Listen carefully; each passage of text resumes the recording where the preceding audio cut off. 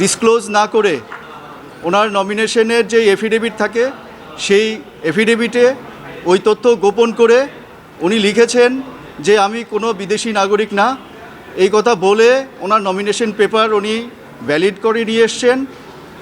তারপরে এখন যখন উনি ইলেকশন করছেন তখন আমরা নিউজ পেপারে জানতে পারলাম যে উনি ভানুয়াতুর সিটিজেন।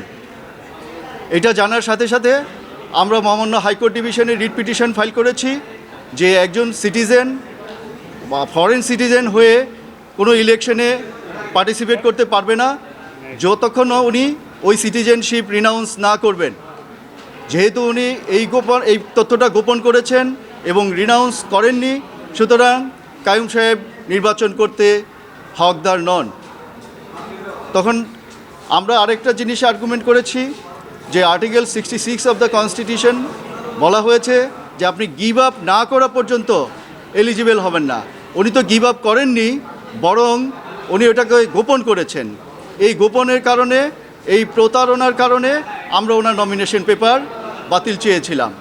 মহামান্য হাইকোর্ট ডিভিশন আমাদেরকে জানতে চেয়েছেন যে আমরা দেরি করে আসলাম কেন। আমরা বললাম এটা আমরা পত্রিকায় পরে জানতে পেরেছি। সো আমরা যেদিন জানতে পেরেছি জানার সাথে সাথে এসেছি। যেহেতু আমার নলেজ রিসেন্ট, সুতরাং আপনারা এই রিট পিটিশন এন্টারটেইন করে রুল জারি করে তারপরে শুনেন।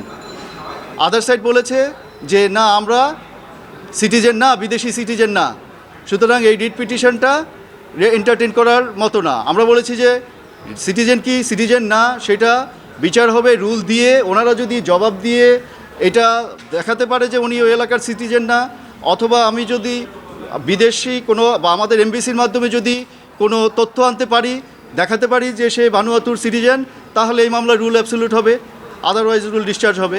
সো আপাতত রুল দিয়ে তারপরে আপনারা শোনেন। কোর্ট বলেন যে যেহেতু আমাদের কাছে অন্য কোনো তথ্য নাই, সুতরাং আমরা এটা খারিজ করলাম।